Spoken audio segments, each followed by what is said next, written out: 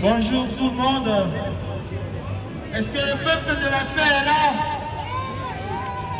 Est-ce que les hommes libres sont là? Nous sommes tous égaux en droit. Mais il y a des puissances qui nous oppriment. Les pensées ce soir vont particulièrement aux Ouïghours. Je pense aussi à la guerre de Hong Kong. Je pense à mes frères du Tibet qui sont opprimés, oppressés, martyrisés, violentés au quotidien par la Chine, par l'impérialisme chinois, le parti communiste chinois est un parti génocidaire. Il faut utiliser les mots. Quand je pense à ce que la Chine fait en Afrique, elle pille, elle spolie, elle assassine, elle tue, elle détruit tout sur son passage. La communauté internationale, l'ONU, ne fait absolument rien par rapport à tout ce que la Chine fait à travers le monde. On ne peut pas, au XXIe siècle, traiter des hommes comme les Chinois le font avec les frères Ouïghours. On ne peut pas, au XXIe siècle, traiter les hommes comme les Chinois le font avec les Tibétains. La Chine ne respecte pas les droits de l'homme. Pour la Chine, les hommes ne sont pas égaux en droit. On voit bien ce que l'Afrique fait en Afrique, la Chine fait en Afrique. C'est un océan de désolation. Nous sommes tous réunis ici aujourd'hui pour dénoncer l'emprise du Parti communiste chinois qui laisse sous son sillage des milliers, des millions de morts. Les Ouïghours ont droit à la vie, oui ou non? Est-ce que les Ouïghours ont droit à la vie et à la dignité? Ils ont droit à la vie et à la dignité. Le Tibet a droit à son autonomie, à son indépendance. Hong Kong a droit à son autonomie, à son indépendance. L'Afrique ne doit pas être colonisée, recolonisée par la Chine. Nous avons subi la colonie dans les années 40, 50, 60. Nous avons eu notre indépendance. Qu'est-ce que la Chine fait aujourd'hui? Elle recolonise l'Afrique. Mes frères, mes soeurs, nous sommes tous libres, égaux, en droit et en tout. Et nous ne pouvons pas accepter que la Chine dicte ses lois à travers le monde, tout simplement parce qu'elle est devenue une superbe puissance économique. Puissance économique ne rime pas avec massacre. Alors nous devons boycotter la Chine, qui ne respecte pas les droits de l'homme, qui ne respecte pas la démocratie, qui ne respecte même pas son peuple. Après les dictateurs! Après les dictateurs! À bas! Après les dictateurs! À bas! Après le Parti communiste chinois! Après Xi Jinping! Nous sommes tous libres! Nous sommes tous égaux! Et les Nations Unies doivent arrêter de faire cette hypocrisie! Les Nations Unies sont les premiers responsables de ce que la Chine fait à travers le monde. Parce qu'on veut protéger l'économie.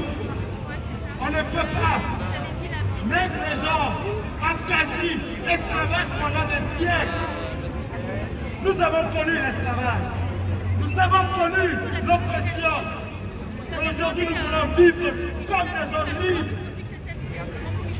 Les Chinois, le Parti communiste chinois ne peut plus continuer comme ça. Je vous appelle mes frères, soyons en bloc, soyons unis pour faire face à cet impérialisme qui ne tue pas son nom.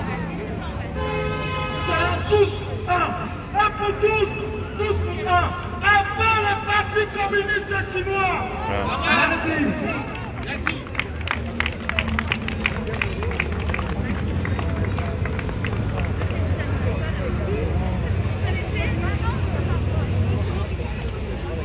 Merci à tous d'être venus si nombreux de tous les pays qui peuvent être autorisés à parler de l'oppression chinoise. Ah non, mais moi c'est mon...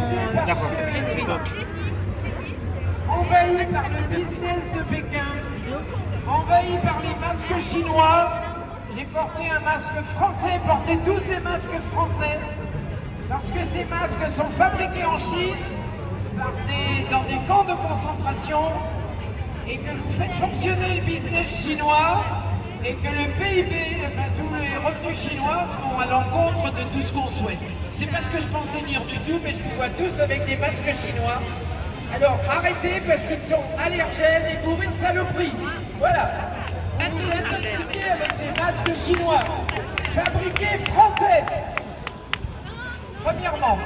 Deuxièmement, je devais parler du droit à l'autodétermination. Tous les peuples ont le droit à l'autodétermination. Ne l'oubliez pas. Que vous soyez, alors on ne peut plus le dire, moi je le dis tant pis, blanc, noir, jaune, vert, rouge, vous avez le droit à l'autodétermination. Quand j'étais à l'école et petite, il y a longtemps, hein, on me parlait de la race blanche, de la race noire, de la race jaune et de la race verte. On a toujours cherché la race verte. Elle est en Australie, voilà.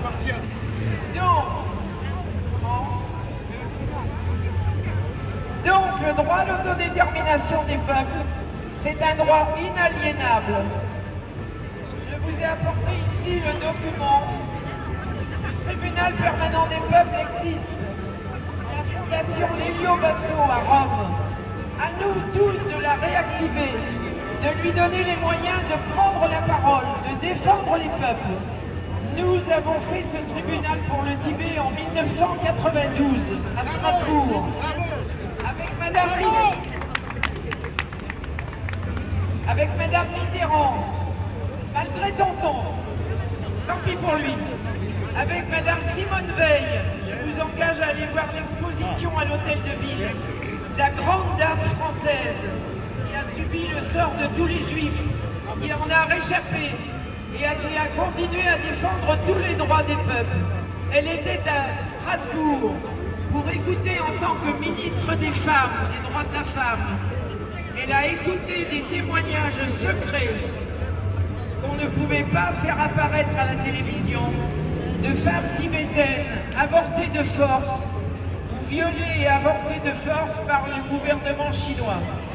Madame Veil a été l'une des principales auditrices de ces témoignages avec Madame Mitterrand pendant ce tribunal. Également Madame Trottmann, qui était alors ministre de la Culture et maire de Strasbourg, qui nous a soutenus de toutes ses forces pour que ce tribunal puisse avoir lieu. Voilà en quelques lignes la sentence de ce tribunal pour le Tibet. Et je peux vous dire que vous pouvez vous l'attribuer, tous les peuples opprimés, et qu'il faut relancer la fondation Lelio Basso qui viendra travailler avec nous et avec des avocats français. Voilà la sentence du 20 novembre 92. Le tribunal décide. Il y avait dans ce tribunal, dans le jury, le juge qui était le professeur de droit international à la faculté de Louvain. Il y avait 2 prix Nobel de l'ensemble des prix Nobel qui étaient juges parmi ce tribunal. Je ne vais pas vous lire la liste, elle est trop longue. Le tribunal décide que le peuple tibétain a été depuis 1950, de manière permanente et continue, privé de ses droits fondamentaux et de son droit à l'autodétermination. Que pareille transgression du droit fondamental du peuple tibétain a été accomplie par la perpétration d'autres violences de tous les droits fondamentaux du peuple tibétain, notamment, et écoutez parce que ce sont tous vos droits, tous ces pays en lutte, qui sont ici énoncés. La privation de l'exercice des libertés de religion, c'est valable pour les Ouïghours et c'est valable pour bien d'autres. La liberté d'expression, la pratique souffrant de la pratique des arrestations arbitraires et des condamnations sans jugement, la destruction des monuments religieux et la pratique de la torture.